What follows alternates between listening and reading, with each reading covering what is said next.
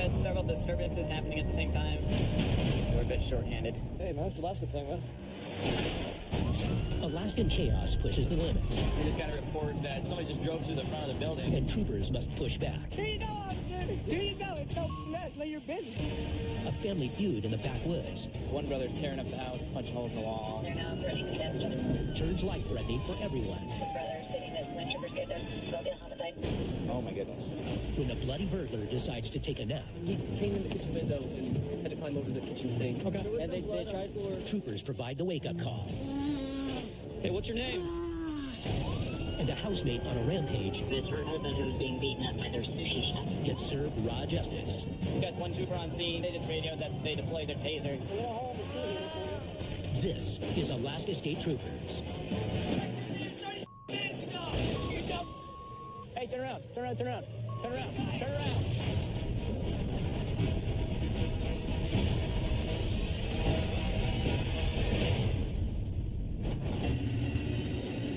One before same traffic. 10-12 on the room. The caller screaming and yelling on the phone with us. We're having a hard time getting good information. A night of partying between brothers has turned violent. Now Trooper Matthew Detterman must break it up and sort it out. We just got a call. Two brothers having a fight. One brother's tearing up the house, punching holes in the wall, and destroying the place apparently. The other brother's just freaking out on the phone. So we're gonna head over there. Suddenly, the brothers go from raising Cain to pulling knives. One before you guys be. I'm gonna need an upgrade. They're now threatening to death. Now they're threatening to stab each other. That's good. The complaint is not being altogether helpful. He's freaking out on the phone. Won't give the dispatcher his clothing description. He just says he's wearing clothes. He's intoxicated and he's not being very helpful. We take it seriously because you have to, especially because we don't want to get stabbed when we get there. We don't want the other guy stabbed. Further homemakers are finding a complaint of him closing lots of tools to his brother, stating that when troopers get there, they'll be a homicide. Oh my goodness. Trooper Detterman races to get there. But in the country's largest state, the action's never just around the corner. Problem is, it's 20 miles away. Unfortunately, a lot of times we're really far away from things. And Palmer's single-lane back roads make every mile a struggle. Just get on my way, dude. This guy just pulled out in front of me. Come on, pull over, pull over. Okay. There you go. It kills me, man, when these guys don't pull over. Almost there. He arrives on scene to a strong sense of deja vu. I think I know where this is. I contacted these guys like last week. They're very unpleasant. Up ahead, Trooper has already snared one of the feuding brothers. Back on 40 mile 17. I don't know why he started freaking out. I personally don't quite know what just happened. I don't know what just happened. We were completely okay. And I was sitting in the chair watching TV, and he grabbed the TV and just slammed it on the ground. Then started yelling at me saying, I broke his TV. I don't know why he's flipping out, why he's mad. So you guys shared one bottle of Everclear? Yes. Everclear is one of the most potent liquors you can buy. At 95% alcohol, chugging half a bottle means flirting with alcohol poisoning. You guys drink the whole thing, or is it still some left? Yes, we have the bottle of Everclear, we have a bottle of vodka there, we have not drunk the bottle of vodka yet. I don't know why he's mad. I'm just trying to, I don't know. All right, man. Well, here's the deal. You're not under arrest. I'm going to put you in the back of my car. Okay. You're just going to hang out until we go talk to your brother and figure out what's going on. The general rule, if anybody sits in my patrol car, they go in handcuffs. I'm cool. I've been through the process before. Does he have a knife? Knife? I don't know. Dispatch reported a knife, but troopers don't find it on this brother. All right, man. Just have a seat. Stay warm. Go to the house, see what the other story. Where's the house? It's down here. Okay. With half of the situation under control, it's time to hear the other brother's side of the story. So we got one brother on the street. He walked from his house. He says that his brother tore up the house, so he doesn't know why his brother's calling on him. They drank almost a whole bottle of Everclear. He reeks of alcohol. Brother's inside the house. I don't know if he's still going to be freaking out or not. Hopefully he won't have a knife. Oh, yeah. Okay, I know this guy. This brother's ready to fight. You guys hit me 30 minutes ago! I did call you 30 minutes ago, you dumb... Hey, turn around, turn around, turn around, turn around, turn around. Okay, put your hands behind your back. Look at my house. Don't move. Stay right there. I don't want to call you guys. No. Why are are you crying, man? Dude, look at my. Okay, take a breath. That's $1,000 worth of damage in that. Like, you can see my TV is laying over there in pieces. My PlayStation is laying over there in pieces. Is all this, did you throw all this stuff outside, or what is all this? It's not like, dude, none of this stuff was here. What were you arguing about? I do not know what we were arguing about. There was just a couple drinks, and then I don't know what the happened, sir. I really don't know what the happened.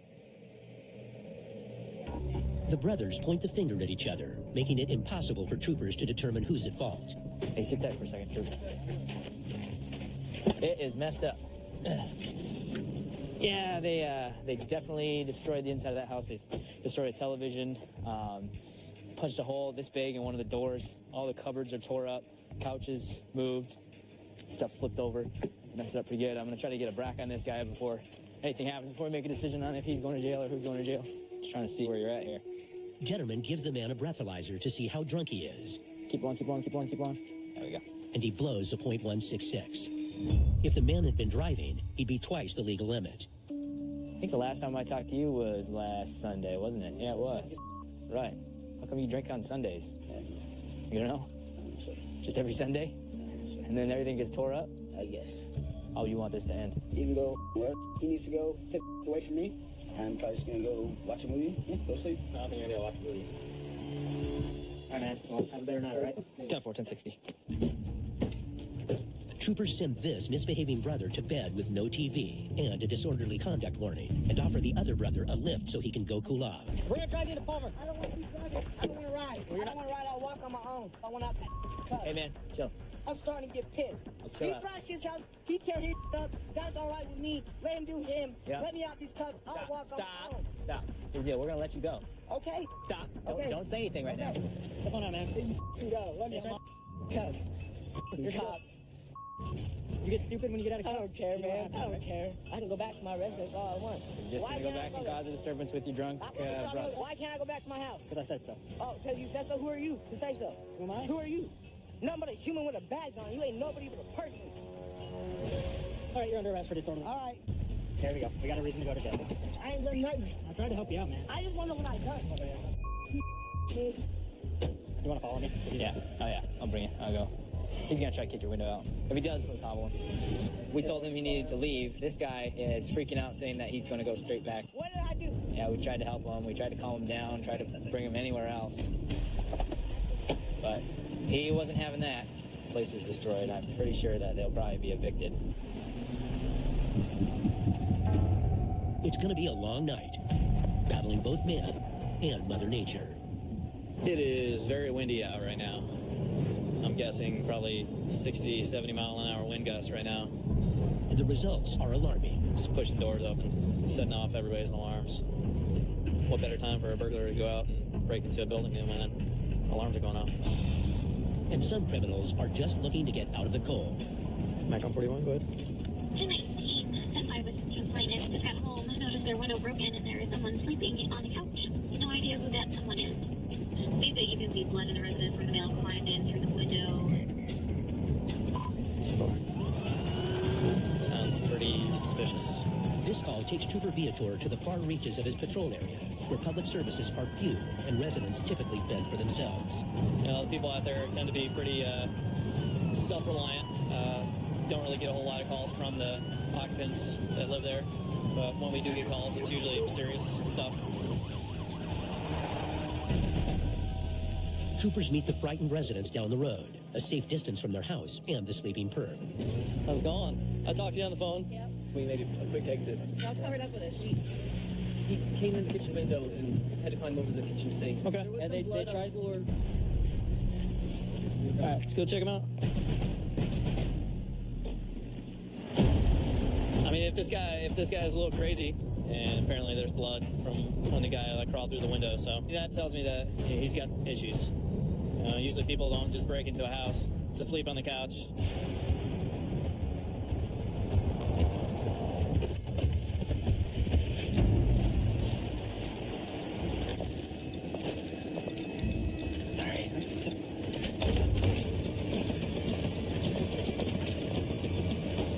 State troopers, you're in somebody's house. Let me see your hands.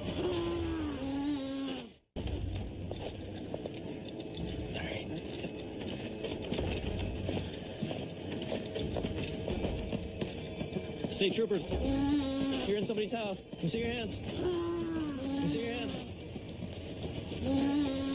Hey, what's your name? State troopers, okay? Check it out, man. You're in somebody's house, okay? Trooper Viator confronts a bleeding home invader, passed out on the couch. Hey, what's your name? Go ahead and sit up, okay? Do you know where you are? But this is no Goldilocks. Where? Alaska, 99.4. Yep. Southern Alaska. So what's your name? 96.4. That's your name? Where are you coming from tonight? Huh? We'll be able to find out who you are. I mean, you could either tell us now or you can hang out with us all night. You homeless? No? All right. Well, you have some injuries, so we're going to bring you to the hospital, get you checked out, okay? Right. So right now you're under arrest for burglary. No. No? How'd you get in the house? This house? Yeah? You. No, I don't think so. It's the first time I've been to Sutton tonight. How much did you have to drink tonight? About 3 minutes. 3 drinks? Okay. Well, we're going to stand you up and go for a ride, okay? The man won't give a straight answer. Come on. Troopers still don't know who they're dealing with or why he broke in. He's got some lacerations on his arms and legs from climbing through the window. Trooper Viator tries to get a breath sample. Bite around that tube and blow on it. You want to? Okay. I blow on that? Yep. I got pinned. You're already pinned. This is going to help the doctors out to figure out how long they need to keep you at the hospital. Put it this way. I blow on that. There's one or two things. I blow on that, you let me go. So you're telling me no? You're not going to do it? Exactly. But the man finally relents and gives his name. 2729, name and DOB. Make sure this guy is who he says he is. And dispatch sends back a picture. Looks like him. What do you think? Yep. Maybe him. Sounds good. The troopers quickly discover why he wouldn't give his name. He has a record of disorderly conduct and resisting arrest. But this time, he was too drunk to fight. Not too often we get somebody that breaks into somebody else's house and falls asleep on their couch. Trooper Viator puts this case to bed. But north of Fairbanks, Trooper Gabe Rich is up and running. Right now we're heading to the gas station. We just got a report that somebody just drove through the front of the building. 2024, I'm still on the phone line. Our phone is set down. I'm trying to get someone back on the line now. Yeah, we're 124. We're going to step it up a little bit. It doesn't take much for a vehicle to crash into one of the pumps and get a bunch of fuel spraying around everywhere and get a spark to ignite that. Worst case scenario is for the gas station to actually explode. It's a scenario burned in troopers' memories. Last winter, the gas station in Cantwell exploded. That gas station fire injured 5 people and destroyed the town's main store. Within 3 minutes, the whole store was engulfed. It's a reminder of how quickly this call can turn fatal. Worst case scenario is for the gas station to actually explode and have multiple fatalities or severe injury. Fairbanks 2024, both units are 1023. No fire, but the danger's not extinguished yet. Have EMS expedite. Looks like there's a guy laying down on the ground here.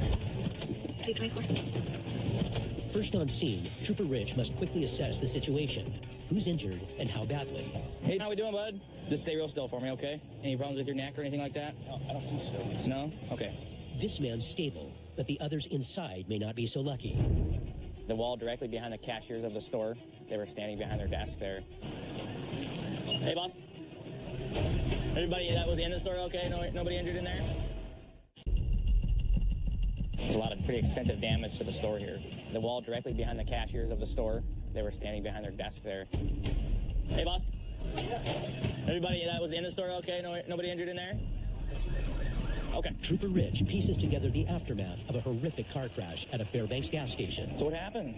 Well, I was backed up, and then I noticed she was coming towards me back then, and I tried to, get out, and I got hit, and then my foot really hurt bad. Right. I couldn't get off the gas pedal, and I slammed into the freaking building. Oh, man, okay. Meanwhile, Sergeant Carson questions the other drivers. Were you involved in it at all, or? We were both backing up, and he hit me, or I hit him. I don't know which one's that. And then he quit driving right into the building. That's all. That's. So he's reversing and then he goes forward. Yeah, it goes. It's on the gas and goes straight. Now he's headed straight to the hospital. He said he was unable to pull his foot off of the accelerator, and he was transported to Fairness Memorial Hospital where he was treated for a broken ankle. The gas station fared far worse, sustaining thousands of dollars in damage. But luckily, it didn't go up in flames. Could have been a lot worse. Luckily, nobody inside the building was injured. Another beautiful day. A different kind of medical situation has Sergeant Nick Zito and Trooper David Russell heading to one of Alaska's smallest villages, Red Devil. The tiny hamlet lies almost 400 miles southwest of Fairbanks, flanked by the tundra on its west and the boreal forests on the east. Only 19 people call it home. In order for us to get there, we actually have to fly. There are no roads that connect us. These are some of the most remote posts in the state. The 45-minute flight from their post in Antioch is not for the faint of heart. These clear skies are deadly deceptive. There's a lot of wind. We get a lot of winds coming off the mountains, so I mean, it can be pretty bumpy. It can be pretty dangerous coming through some of the smaller passes. This area is prone to aircraft accidents. Just here in Antioch alone, pilots were killed in 2 separate plane crashes.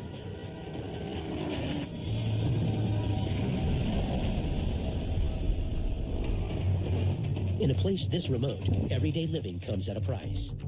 The price of goods out here is just astronomical. I think at our local store here, a gallon of milk is $8. A gallon of gas out here is up to $6.87. Not only that, but it can be days or weeks before you get what you're actually looking for. They didn't have flush toilets until last year, so they still have to haul their sewage to the sewage lagoon. Some of the residents still like to throw it in their yards, so you have to be cautious when you're walking in their yards. And when the nearest jail is a long plane ride away, Sergeant Zito's job isn't just about arresting people. Sometimes he's part mediator. Did you know you had a warrant for your arrest? Did you forget to show up for your MCA? I've talked to the Antioch magistrate. Now, we can bail you out here in the village, but you have to come up with a $100 money order. Is there any way you can do that? Okay. You're not going to run on us? You'll make sure you take care of this? I don't want to run.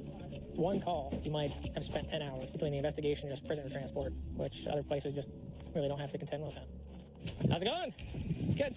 Today, troopers receive a tip about a valuable emergency medical kit dropped from a National Guard plane months ago that hasn't been seen since. This particular SAR pack was dropped during a medical rescue mission earlier this year.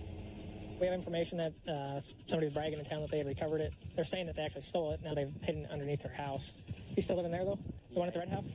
All right, thanks a lot. How's everything going? Good. Good. Thank you.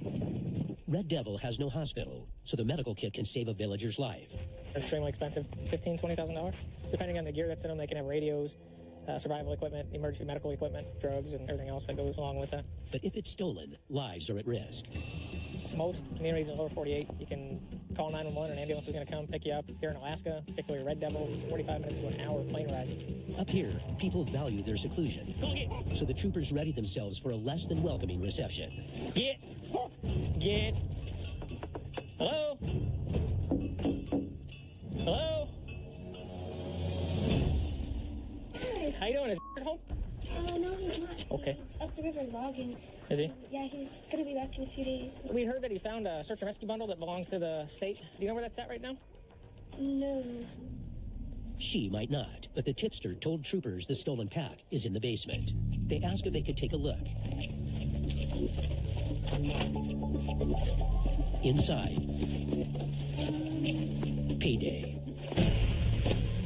Sleeping bag, rescue basket, sat phones, all sorts of stuff.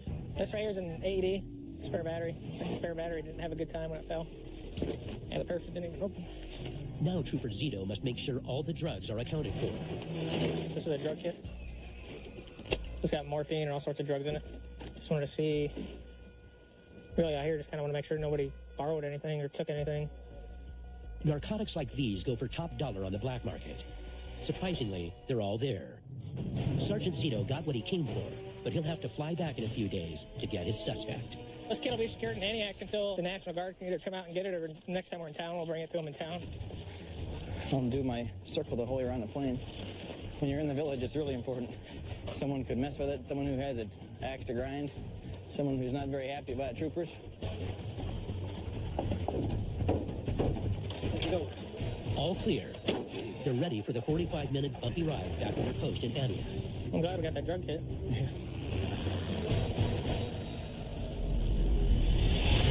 Back in Wasilla, there's something fishy going on as Trooper Jared Knoll starts his busy Friday night swing shift. We're on our way to a disturbance in an apartment complex out near Wasilla.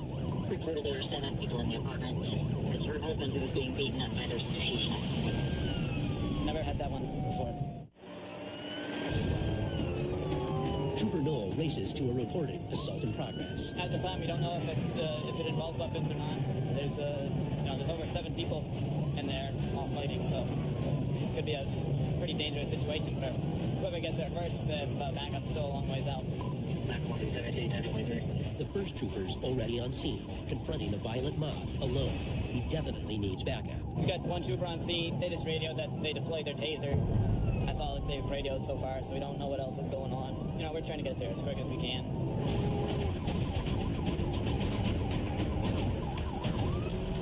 I had to put him in the car. On scene, troopers detain the primary suspect, the victim's sushi chef. Did he have a weapon? We didn't know his hands were underneath him, and it took all 3 of us to get his hands. So he tased him in the back. Which apartment had the people that may have witnessed it? The clash picked up steam and spilled outside. Knoll questions a neighbor who got tangled in it. Why don't you come talk to me out here? Let's step out here. What did you see? What did you hear? I stepped outside, heard the disturbance. He sat up, saw me, went ballistic again, came after me. Guy hit my head into the door. I have taken some karate, so yeah. So you're kind of prepared for it. Mentally. Definitely appreciate it. You can hang out in your apartment so you're... Back in the car, the sushi chef is almost out cold. He's so drunk, he can't even give a breathalyzer. No dates? Trooper Christopher Havens finally pieces the story together. The suspect came home drunk, go in his room and smoke a cigarette. The victim confronted him about it. He went out of the rocker and just started punching the victim. So is it going to be DV? Yes. The other female victim, she stepped in between the two and she got punched as well. The argument turned into a drunken brawl between roommates, sending the woman to the hospital with head injuries. Troopers charged the sushi chef with assault and sent him to a night in jail. It's Friday night, and the calls keep coming. Right now, we've got several disturbances happening at the same time. We got 3 troopers and a sergeant on tonight. We're a bit short-handed. With crime spread thick and manpower stretched thin, Trooper Knoll's constantly chasing trouble across the valley. We're headed to a disturbance in progress. Right now, we've got male-female couples that are in a disturbance. Victim was 6 feet from under the bed, maybe under X without control. And Knoll knows this hot-headed and violent suspect all too well. It's a house we have frequent contact at, very hostile towards law enforcement. He's former military. He's pretty skilled at hand-to-hand combat. Has a knife that he fashioned himself out of a chunk of steel. He's a very heavy bath salts user. He's very unpredictable. If he sees law enforcement, he usually starts fighting. Knoll braces for a confrontation, but soon finds he's not the first trooper on scene. How's it going? But their suspect's not there. Hey, guys. Trooper Knoll questions other family members hoping to get a handle on the situation. Were your parents in an argument? No, not really. No? Just yelling at each other, or what was going on? I don't think so.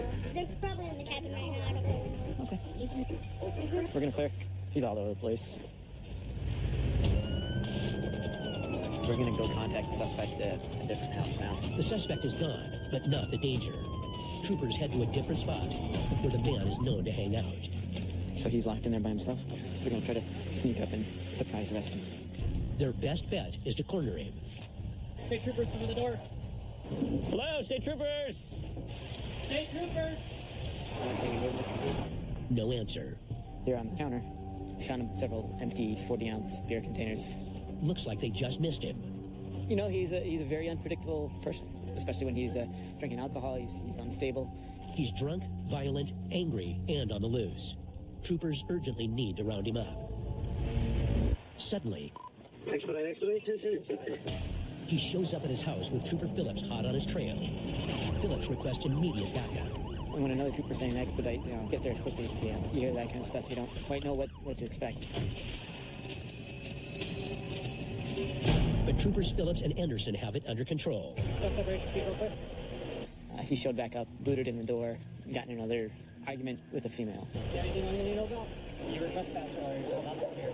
This is my property. It's in my name. How much have you had to drink since we talked to you last? We had a couple of beers. A couple of 40s? We saw an empty 40 down at the other trailer. They charge him with criminal mischief, trespassing, and domestic violence. South on the Kenai Peninsula, temperatures plunge into the teens. But the cold doesn't hamper troopers on the hunt for hot merchandise. 231036. We've got a couple of suspects in some vehicle break-ins where they've entered vehicles that are parked on the street and stolen items out of the vehicles. Trooper Miller has played cat and mouse with this suspect before. We've got a history with. He's had quite a few run-ins with ASD. Miller meets up with another trooper and takes the all-too-familiar route to the suspect's house. Slow, way 23. Be back out with 24 and 21. State troopers!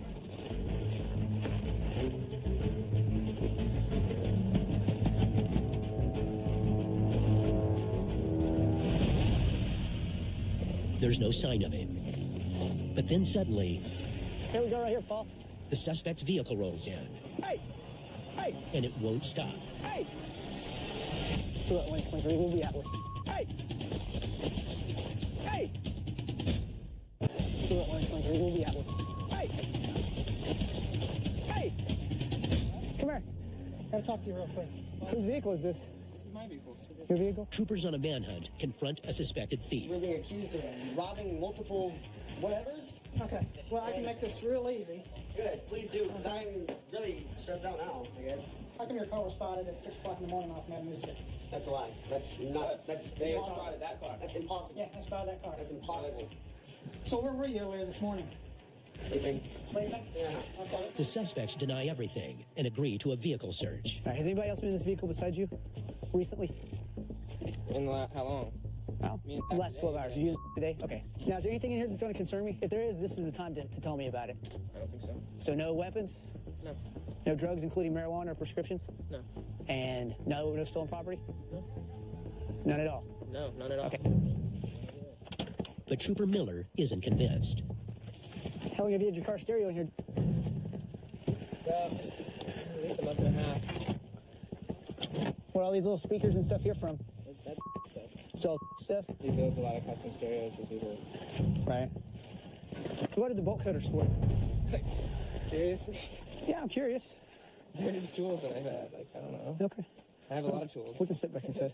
Despite appearances to the contrary, everything comes back clean. With no hard evidence, the troopers can't make an arrest. I found a lot of speaker parts, stereo parts, a couple televisions, that kind of thing. Nothing came back stolen. However, there's enough there to probably indicate that they have something to do with maybe some kind of illicit gaining of property in the area. Nearby in Nikiski, two of Alaska's natural hazards create a double whammy on the road. We have a car versus a moose. Pretty poor visibility. We got snow coming down, so it's really hard to see the moose coming out onto the road. Right now, it sounds like there's only damage to the vehicle, and that's the only details we have currently. These half-ton animals can crush more than just a fender. Last unit 167 Sterling northbound. Oh, man.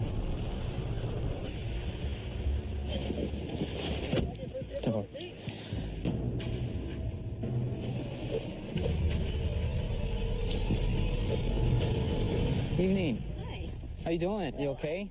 Well, I'm fine. Okay. But boy, I'm just sick about this. I'm amazed that it wasn't worse because she jumped right out in front of me on the berm over there. Uh-huh. I have been driving in Alaska for 57 years, and this is the first moose I've ever even come close. Well, you've had a good run then.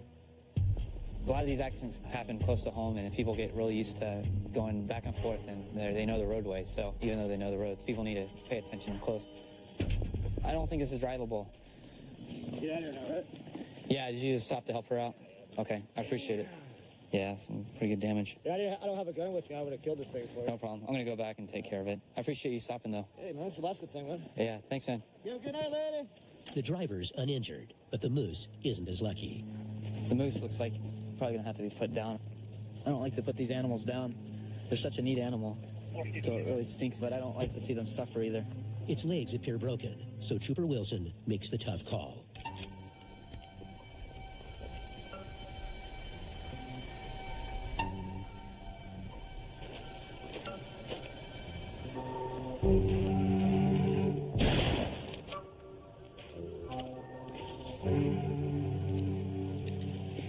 First time I had to do that was just, I want to end the pain, because I know they're suffering. If I think they can survive it, I'd let them go, but she obviously wasn't going to survive this one. But this moose won't go to waste. A local food bank comes to salvage the meat.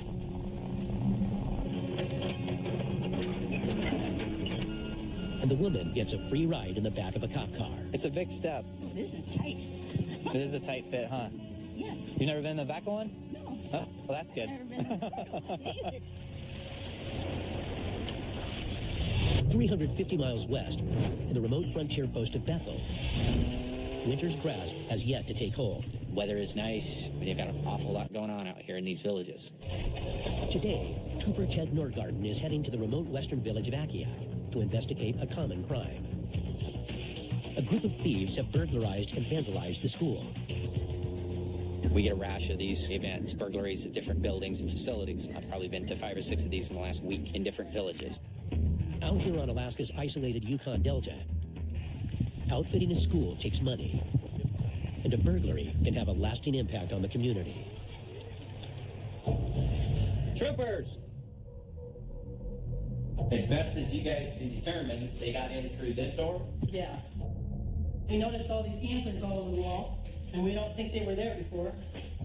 We're missing some hammers and hand tools out of the tool room. Although the thieves made off with only a few $100s worth of goods, they left thousands of dollars in property damage in their wake. But they've been all over the school doing stuff. Okay, through the whole building. The culprits brashly took their time, hanging out all over the school, not even covering their tracks. Pizza wrapper, plate. In the computer lab, there's 5 chairs that was turned around, so I would think that there's possibly that many kids that were in here. The suspects gathered in the computer lab, but they had no interest in stealing computers. But here's their little circle of chairs. Something else drew them here, and Nordgarten's about to find out. This one here, that one's on. A school break-in leads troopers to the computer lab. This one here, that one's on. Where Trooper Nordgarten finds a clue as to what the thieves were up to. Possibly, yeah, there it is. Well, they were on the computers. There's a porno on it. I thought there's a filter to... I thought they had a filter too, but apparently they can get around it. The days of hiding magazines under the mattress are long past. Well, they got onto their porn site, and that's pretty much all they did today. And then the last time anybody was on the computer was the 16th. So what I'll need on is like a list of, if you give me a list of what's missing, and what room it was from, and a value. Nordgarten carefully retraces his steps to collect any evidence. Some of the items that they've left behind that had that real glossy surface, like the helmet there, I'd want to take, and I'd want to have it fingerprinted because it has the potential to have those fingerprints on it.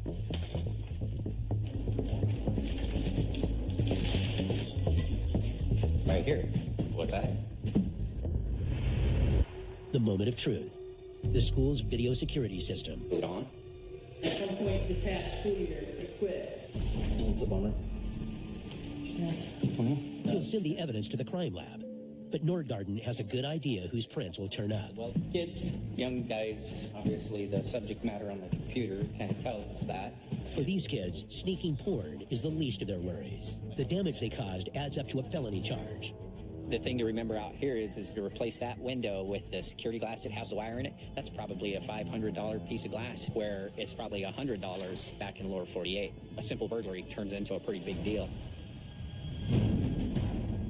Something much bigger than burglary is going down in Fairbanks. Probably all 10-5 at Riverview and figure out a course of action. A high-priority warrant has been issued for a known thief who is heavily involved in drugs. Some of the information is that there's narcotics being manufactured in an abandoned house. 10-4, It's a $15,000 warrant for felony drug possession, so we know already that he's heavily involved in drugs. And right now, the information we're getting is he's probably manufacturing drugs. So we've tried a couple different times to arrest him and haven't been able to locate him. But they haven't given up, and now a new tip has them hot on his trail. We had a couple individuals that we caught on our security camera. They were poking around our post. The lot held the felon's car, and the tipsters cased the place to get it. When troopers caught them, they agreed to inform on the suspect. We had troopers contacted those 2 individuals. Their stories were kind of suspicious, but they gave us some information. Hopefully it's a good tip, or hopefully we're going to be able to find him and get into the house where maybe there's drugs. The case is top priority, planning a raid takes all troopers in the area. Has a no bail grand jury warrant. That's the key thing that we're looking for right now is if we want to get the warrant. But he said after you take that right there, there'll be a residence on the right. We'll go Ursa Major with Hayes. I'll be right behind them. I'll let you know when I get there. This suspect slipped through their fingers before, and troopers are determined not to let it happen again. They split up to surround the house and corner him.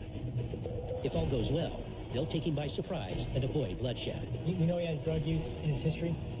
There's always the potential that he could cause problems. You'll get weapons with the drugs as well. So. Mercedes with that one of the house. Yeah, it's his vehicle.